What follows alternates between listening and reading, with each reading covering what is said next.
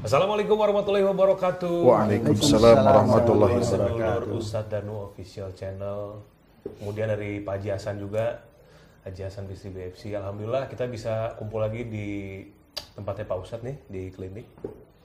Alhamdulillah, udah lama sih yang kesini. Ustadz Azhar juga ya? Sama. Kalau kesini udah lama, tapi di Circle baru minggu kemarin ketemu. Kalau di sini sama-sama udah lama. Sempet tidur dulu 2 bulan. COVID. Alhamdulillah sekarang udah sehat ya? Iya, tinggal sisa-sisanya ya. Sisa-sisa. Mungkin ini harus banyak istighfar aja. Ah, itu dia. Bener, Pak Ustadz. Memang di kondisi seperti ini, apapun itu kita harus lebih mendekatkan diri kepada Allah. Betul. Tidak hanya dalam urusan pekerjaan yang memang itu juga ibadah, tapi ibadah yang sebenarnya mungkin orang mau pergi haji, ya, mau umroh, mau berangkat ke sana juga sekarang prosesnya lebih ketat ya Ustadz ya? Iya, sekarang banyak kebijakan baru dari kedua pemerintah sih. Tapi yang paling ketat dari Saudi. Karena Saudi ini saat ini kan ada kurang lebih sekitar 20 negara yang diblok, tidak bisa masuk. Kenapa itu diblok begitu? Ya mungkin penanganan COVID-nya yang longgar. Tapi Indonesia aman ya? Salah satunya Indonesia. Diblok? Diblok. Ya Allah. Ya, sampai hari ini kita belum dapat informasi kapan umroh itu dibuka lagi. Yang kedua, apakah Indonesia bisa masuk atau enggak. Sempat sih beberapa minggu yang lalu kita masih buka. Artinya bisa umroh dalam kondisi saat ini, tapi banyak sekali hal yang harus disiapkan. Yang pertama batasan umur, itu 18 sampai 60 saja dibatasi. Karena kan di atas 60 mungkin rentan kan. Iya. Kemudian sebelum berangkat itu kita di Indonesia 3 hari di karantina dulu dan harus PCR. Kemudian berangkat sampai di Saudi di PCR lagi. Kalau positif ya udah di karantina 10 hari. Nggak bisa ngapa-ngapain di hotel. Gitu. Padahal 10 hari itu insya Allah udah selesai. Harusnya udah selesai. Harusnya udah selesai. Iya. Nah kemudian kalau memang ternyata negatif, kita bisa melaksanakan ibadah, umroh, nanti pulang di PCR lagi. Kalau misalnya sekarang nih, saya mau pulang, kan gitu. Terus di PCR, ternyata positif.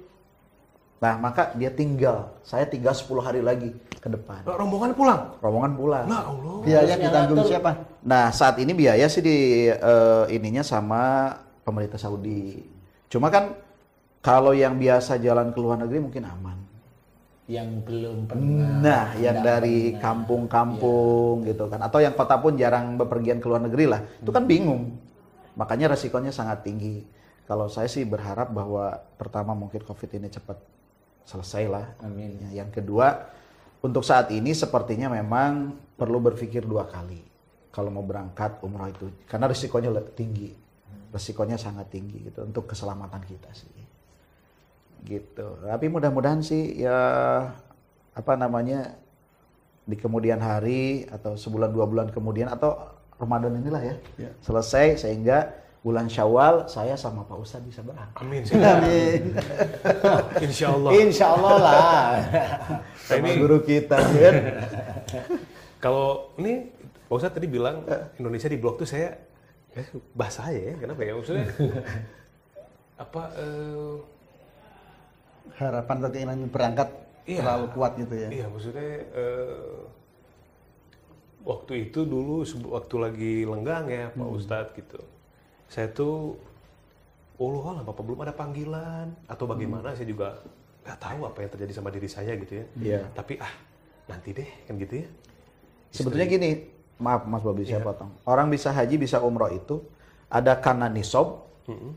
Nisob itu artinya dia punya biayanya dan bisa berangkat ke sana nisob. Ada karena nasib. Dia nggak punya uang diberangkatin. Contoh saya dulu ketika saya jadi marbot itu kan nggak punya uang. Tapi ada yang berangkatin, berarti saya nasib. Ada nisob, ada nasib. Nah, nisob punya uang, nasibnya bisa berangkat. Ada yang nisob tapi nggak nasib. Uangnya udah ada, tapi sampai meninggal, nggak berangkat-berangkat, berarti itu nisob tapi nggak nasib. Nah, kira-kira Mas Bobi pilih yang mana? Ada satu lagi. Yang mana? Nasab. Nasab Karena orang tua kita kaya raya dan sebagainya, kita dibiayai orang tua. Nah, itu dari nasabnya kita dibiayai. Mungkin bisa. Dari nasib yang berangkat tapi dari nasab. Benar gitu. Bisa. Nah, kalau kita ngelihat kondisi sekarang nih Pak Ustadz, mau umroh susah ya. Adapun negara yang bisa berangkat tapi protokolnya seperti tadi itu luar biasa berisiko sebetulnya. Nah ini pesannya atau apa yang bisa kita pelajari Pak Ustadz? Apa ini, kan kalau misalkan orang beribadah ke tanah suci itu kan ada bahasa lebih dekat dengan Allah gitu ya, lebih dekat kita ke Baitullah gitu. Nah sebetulnya gimana nih Pak Ustadz dengan kondisi seperti ini tuh sebetulnya ada pesan apa sih sebetulnya? Pesannya itu cuma ngeri-ngeri sedap gitu ya. Ngeri-ngeri sedap. Sebenarnya kalau kita sendiri sebagai seorang pendakwah itu harusnya tahu lah. Nanti suatu ketika kalau udah mendekati akhir zaman itu, Baitullah itu sepi. Ya, sekarang ini sepi. Apapun alasannya, yang penting sepinya itu Bu. Enggak, semuanya itu beralasan menurut saya. Jadi bagian dari skenario ini bisa jadi bagian betul dari Pak skenario Haji, ya. betul Pak Haji Hasan. Jadi ini tetap bagian skenario Allah. Jadi sepinya ini jangan nyalahkan COVID. Ini skenario Allah. Skenario Allah. Dengan protokol seketat tadi orang kan jadi berpikir ulang. Semuanya orang akan berdampak berpikir seperti itu. Walaupun itu orang Arab sendiri ya memang akan berpikir seperti itu. Dan orang Arab sendiri juga yang memproses kedatangan umroh atau haji atau ibadah yang lain itu kan dia tetap menjaga jangan sampai nanti dia di sini menularkan COVID di negaranya. Itu normal aja, normal. Cuma inilah tanda dari Allah Ta'ala memang. Itulah sepi. Ini warning bro. Tanda. Bukan warning, karena warning nakutin ya. Kalau saya sempat mikir gini dulu, ketika Baitullah itu sepi, saya mikir gini, emang orang-orang udah sibuk dengan duniawi jadi nggak mau ke sana. Tapi ngelihat orang sebanyak itu, kayaknya nggak mungkin ya nggak ada orang. Apapun tujuannya ya, mau sekedar nginep atau belanja kan banyak yang begitu tuh. Tapi bener, alasannya sungguh rasional karena COVID. Iya. Jadi kosong. Iya, semua. Karena kalau misalkan nggak ada alasan itu, nggak mungkin sepi. Pasti orang, apapun alasannya tadi. Apapun alasannya, itu memang sudah skenario Allah Ta'ala. Satu sisi COVID itu dimunculkan di muka bumi ini memang Allah itu masih, menurut saya Allah masih sayang kepada umat manusia semua, yang muslim maupun yang belum muslim ya. Itu sayang agar kembali ke jalan Allah, karena yang bisa menjawab itu memang Islam. Jadi kalau keilmuan memang nggak ada, keilmuan itu hanya meredakan aja. Kenyataannya banyak di antara kita yang deket-deket dengan orang yang dia deket, hari ini deket, kemana-mana deket, yang satu di swab positif, yang deket ini di swab negatif. Gimana coba? Dari itu aja orang harus berpikir bahwa memang yang menjalankan virus corona atau COVID-19 ini memang Allah, bukan Allah mutlak. Bukan virus itu jalan-jalan kayak mau dugem aja kan gitu, nggak bisa seperti itu gitu loh. Jadi betul-betul Allah ya, atas izin Allah. Makanya di sini kita harus memahami inilah, kalau kita itu melihat ini petunjuk, ini memang petunjuk yang harus kita persiapkan semuanya. Ya contohnya kayak Ustaz Asep ini kan wirawiri umroh, haji dan sebagainya. Itu kan pasti sudah sangat mendengar bahwa di Arab sudah mulai hijau. Nah, di Arab sudah mulai hijau itu kan, kalau orang itu kan hanya Masya Allah, Tabarakallah. Boleh, nggak apa-apa. Tapi pesan Allah itu apa? Itu pesannya ini loh yang harus kita itu fahami. Gini pesannya Allah. Kalau menurut saya pesannya Allah itu satu. Teman-teman yang di Arab sana, yang di daerahnya sudah mulai dihijaukan, itu menurut saya disuruh oleh Allah Ta'ala itu bercocok tanam. Kenapa? Oleh teman-teman Arab sana itu makanan itu kan dari luar. Import semua. Nah Allah itu masih sayang sama teman-teman Arab sana itu. Dihijaukan oleh Allah Ta'ala. Belajar untuk sebenarnya itu tanda-tanda Allah. Tapi kalau memang teman-teman tahu tidak tahu kan nggak ngerti juga saya. Saya hanya menganalisa dari sisi kejadian-kejadian yang terjadi aja sebenarnya. Jadi dari mulai panas didinginkan. Jadi di situ mulai bakteri-bakteri yang memang dia itu hidup di hawa-hawa anget mulai hidup. Kemudian yang dulunya di situ itu ada bertebaran bibit-bibit tanaman yang anget-anget aja dia hidup, jadi tidak panas, jadi hidup semua akhirnya. Itu cara Allah ya. Abu panas, salju ini kan lama-lama kan hawanya di situ kan ya hawa-hawa nggak terlalu panas. Nggak terlalu panas. Sebenarnya begitu cara Allah Ta'ala. Iya. Tapi Pak Ustadz, untuk teman-teman sendiri mungkin yang di Arab ya, melihat lahan hijau seperti itu, apa yang mereka pikirkan kan? Ya, sebetulnya yang paling utama kita harus merujuk kepada hadis Rasulullah yang mengatakan bahwa apabila padang Arafah sudah menghijau, maka itu tanda-tanda, salah satu tanda-tanda kiamat sudah dekat. Ya, dan saat ini padang Arafah itu kalau misalkan di Indonesia udah kayak taman. Udah kayak taman. Dulunya kan pasir aja. Gersang. Iya, gersang. Iya, padang pasir memang gitu. Nah, sekarang itu jadi kalau kita melaksanakan ibadah haji sudah tidak lagi terasa begitu panas, menyengat karena sudah ada pohon-pohon kan begitu. Dan itu pohon-pohonnya bukan kecil-kecil, udah besar-besar. Gitu. Nah, kemudian kalau saya perhatikan saudara-saudara kita yang ada di mana di Saudi, justru saat ini kalau saya perhatiin kalau alam bisawab kayaknya justru malah semakin menjauh gitu. Ya, dari sisi akhlak dan sebagainya itu kayaknya gimana ya? Karena kemarin saya sempat baca di sebuah media online bahwa pemuda-pemuda sana itu sekarang itu lebih suka menonton dalam tanda kutip ya. Nah, itulah. Gitu. Jadi sekarang mereka diserang dengan video-video itu. Nah, jadi artinya mereka itu tidak paham walaupun ada di tempat yang di mana Al-Qur'an dan Rasulullah lahir, nggak paham tentang tanda-tanda yang saat ini terjadi. Tidak mempelajari juga Ustaz. Iya, Betul juga Ustaz.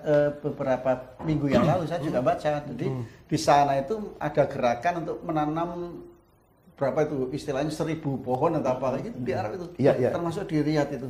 Dan tidak hanya di Riyadh, di sekitar situ juga ada gerakan-gerakan semacam itu untuk menambah menghijaukan itu. Itu kan berarti memang kurang paham kali ya. Dan salah satunya lagi sekarang itu kan di Jeddah sedang dibangun sebuah tower yang akan memiliki ketinggian di atas 1000 meter. Kingdom Tower itu ya. Nah, kalau sekarang kan di Dubai, Burj Khalifa. Burj Khalifa kan 900 sekian meter. Nah, di Jeddah justru sekarang akan didirikan sebuah bangunan pencakar langit di atas 1000 meter. Itu menurut ini adalah peradaban kan gitu. Padahal ya kembali lagi kepada hadis-hadis Rasulullah itu kan ya salah satu tanda-tanda kiamat akan segera tiba itu apabila gedung-gedung pencakar langit sudah berdiri di mana-mana kan gitu. Nah, balik lagi kalau masalah bagaimana teman-teman kita yang ada di sana sepertinya memang degradasi moral itu sekarang lagi sangat digrogoti, bobrok gitu lah istilahnya Pak Ustadz ya. Seperti itu. Ini memang balik lagi sih tidak mesti bahwa di sebuah tempat yang suci itu orang-orangnya ini semua alim semua. Ya. Karena saya punya ustadz di sana ya, artinya pembimbing jamaah saya itu justru ngajari anak Arab untuk baca Al-Quran. Oh, orang sini? Orang Madura. Orang Madura. Jadi orang Madura, tapi justru malah ngajarin penduduk sana gitu loh. Baca Al-Quran. Kan aneh kan, harusnya kebalik dong kan gitu. Ini mungkin salah satunya bahwa di sana itu tidak menjadi jaminan orang lahir besar di sana itu bisa baca Al-Quran, kemudian faham Al-Quran dan juga bisa mengamalkan hadis. ya, betul. Bahkan punten nih, ada juga dari wilayah dekat dengan Mekah Madinah belum pernah umroh, belum pernah haji, belum pernah menginjak Masjidil Haram. Aduh. Gitu ya. Jadi tinggalnya di ya lingkungan lah gitu kan. Yang paling terdekat ke Jeddah kan, Jeddah. Ada yang belum pernah datang ke menengok Masjidil Haram. Kalau Jeddah kan yang jelas menurut pandangan saya kan bukan orang miskin lah Ustaz. Oh iya, kota internasional Iya kan. bukan Maju orang miskin gitu ya. Aduh, ya memang Caranya dekat ya. Caranya dekat dengan Mekah. Ini kalau kita kaitkan dengan dukhon nih Pak Ustadz ya, dari mulai tadi tanah mulai hijau, kemudian saya mulai pikir gini loh, Al-Quran itu ada sebagai petunjuk di masa depan gitu ya, tetapi pada masanya orang justru tidak mengetahui. Allah sudah memprediksi, Allah sudah membuat sedemikian luar biasa Al-Quran itu karena walaupun sudah ditulis tapi nanti orang nggak ngeh gitu. Ustaz gitu. Jadi akhirnya petunjuk itu diberikan kepada mereka yang memang membaca buku petunjuk kan begitu. Nah, ini sebetulnya untuk menghadapi dukhon ini kan untuk semua umat nih Pak Ustaz. Untuk orang yang mengetahui Al-Quran, membaca, kemudian mengamalkan, kemudian juga untuk yang tidak. Sebetulnya bagaimana, apakah orang itu nanti, orang-orang ini akan fahamkah ketika dukhon itu terjadi? Atau bagaimana Pak Ustaz? Ini gimana ini Pak Ustaz? Kayaknya kalau saya mengamati selama ini memang orang jarang paham tuh. Jarang paham. Akhir zaman itu kayaknya orang jarang paham. Termasuk jadi, orang yang beriman sekalipun? Ya. Karena akhir zaman itu menurut beliau itu bisa dikatakan nggak akan datang saat ini gitu loh, mikirnya itu seperti itu. Mikir jauh ya. Iya, mikirnya itu jauh karena tanda-tandanya saya nggak lihat kan saya. Padahal tanda-tanda itu pasti akan diberikan oleh Allah Ta'ala kepada orang-orang yang menurut Allah Ta'ala imannya cukup bagus. Tanda-tanda itu seperti itu. Imannya cukup bagus. Jadi tidak hanya cuma membaca literatur aja, tetapi membaca keadaan.